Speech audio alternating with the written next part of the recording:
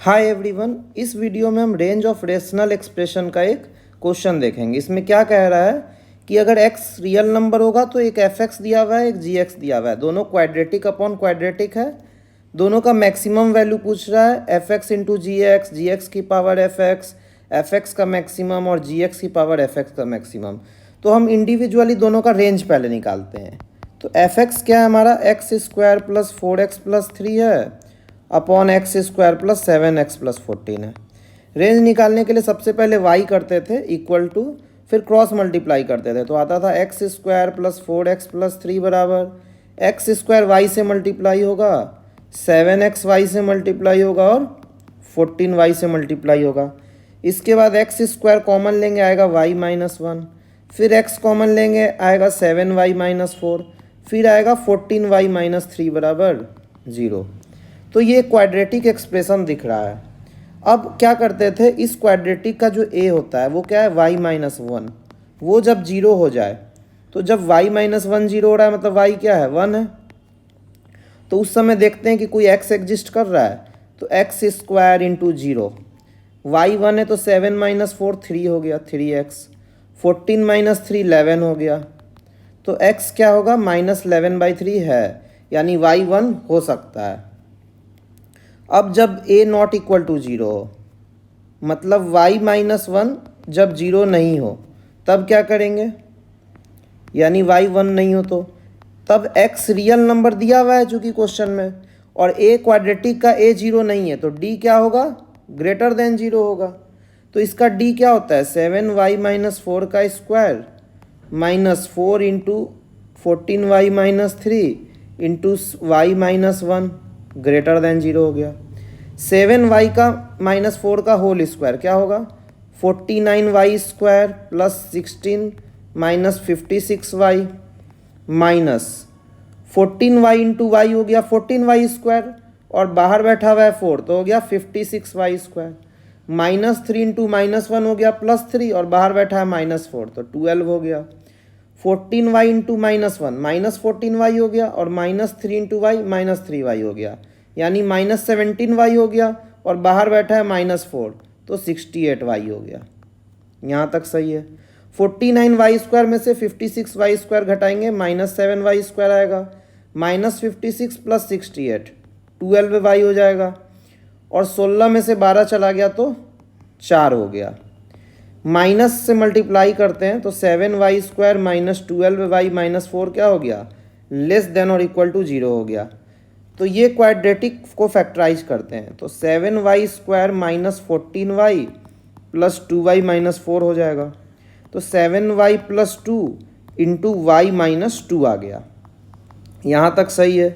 Wavy curve बनाते हैं, 2 आ गया क्रिटिकल पॉइंट और माइनस 2/7 आ गया, इधर प्लस है इधर माइनस है इधर प्लस है। तो y अपने को कौन सा हो गया, माइनस वाला रीजन चाहिए तो यहाँ से यहाँ हो गया, -2/7 से लेके 2। लेकिन इसमें क्या नहीं है भाई, तो y 1 नहीं है।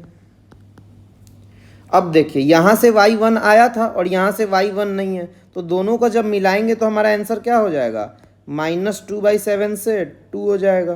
क्योंकि पहले में क्या कह रहा है, y 1 नहीं होगा, इसमें कह रहा है y 1 नहीं होगा, और पहले में क्या था, y 1 है, तो y 1 होने पे कोई x है, यानी दोनों केसेस का यूनियन लेंगे तो क्या आ गया अपना y, -2/7 से लेके 2 आ गया। अब बाउंड्री पॉइंट्स पे चेक करना होता है कि क्या y बराबर -2/7 पे x एग्जिस्ट करता है, तो y बराबर -2/7 करते हैं। तो -2/7 बराबर हो गया x square plus 4x plus 3 upon x square plus 7x plus 14।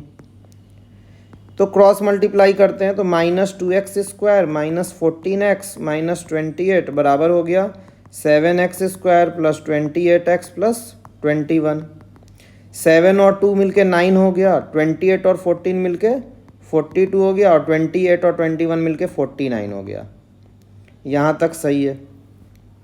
अब ये देखते हैं फैक्टराइज हो पाएगा, तो देखते हैं x क्या आ रहा है, -42 प्लस माइनस 42 का square minus 4 into 9 into 49 upon 2 into 9।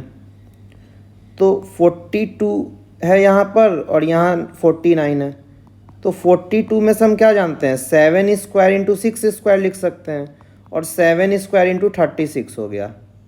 49 को क्या लिख दिए, 7 स्क्वायर।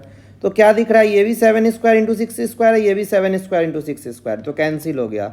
तो क्या आ गया, -42/2 इंटू 9, यानी -21/9 आ गया, यानी -7/3 आ गया। तो x एग्जिस्ट कर रहा है -7/3, यानी हमारा y -2/7 होगा। अब चेक करते हैं कि क्या y 2 हो सकता है।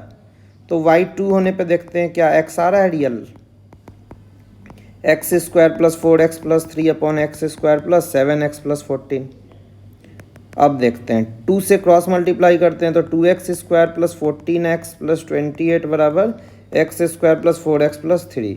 एक्स स्क्वायर हो गया 14 में से 4 गया 10 हो गया, 28 में से 3 गया 5 हो गया। ये x प्लस 5 का होल स्क्वायर है, तो x माइनस 5 आ गया, यानी x एक रियल नंबर एग्जिस्ट कर रहा है y बराबर 2 के लिए। तो y बराबर 2 भी पॉसिबल है और y बराबर -2/7 भी पॉसिबल है। तो हमारा इस केस का आंसर क्या हो गया, -2/7 से लेके 2 हो गया। तो f(x) का हमको रेंज आ गया, ये हमारा f(x) ही था पहला फंक्शन जो था। तो f(x) का रेंज क्या आ गया, -2/7 से लेके 2। तो मैक्सिमम वैल्यू f(x) का क्या होगा, 2 होगा, यानी ये वाला ऑप्शन सही है। अब देखते हैं gx के बारे में देखते हैं, तो इसके लिए पेन चेंज करते हैं gx के लिए। gx क्या है, x square minus 5x plus 10 upon x square plus 5x plus 20 है। इसके लिए फिर y लेंगे, इसको क्रॉस मल्टीप्लाई करेंगे तो क्या आएगा, x square y plus 5xy plus 20y बराबर x square minus 5x plus 10। X square वाले टर्म को एक जगह इकट्ठा करेंगे, फिर 5x को एक जगह इकट्ठा करेंगे तो y प्लस 1 बन गया, 10 को एक जगह करेंगे तो 2y माइनस 1 बन गया। यहाँ पर दो कंडीशन होगा, y माइनस 1 जब 0 नहीं होगा तो एक क्वाड्रेटिक आएगा, और x रियल नंबर है तो उस क्वाड्रेटिक का d क्या होगा, ऑलवेज पॉजिटिव होगा। तो 5 इंटू वाई प्लस 1 का square minus 4 into 10 into 2y minus 1 into y minus 1, ये क्या हो गया, ग्रेटर देन इक्वल टू 0। यहाँ से 25 हो जाएगा और y प्लस 1 का स्क्वायर हो जाएगा Y square plus 2y plus 1। यहाँ से 40 हो जाएगा और 2y minus 1 into y minus 1 होगा 2y square minus 3y plus 1। ये 5 से 5 बार में कैंसिल हो गया, ये 8 बार में हो गया, तो आ गया 5y square plus 10y plus 5 minus 16y square plus 24y minus 8 greater than 0। 5y square minus 16y square minus 11y square हो गया, 10y प्लस 24y 34y हो गया, और 5 में से 8 गया तो -3 हो गया। माइनस कॉमन लेंगे तो क्या हो जाएगा, अपना एक्सप्रेशन ये बन जाएगा।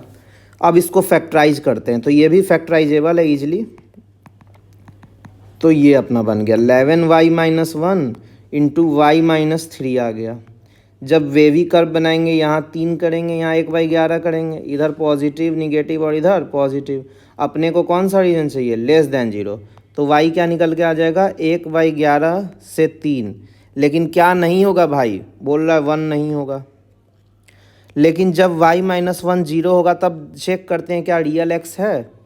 तो y बराबर 1 पे देखते हैं क्या हो रहा है।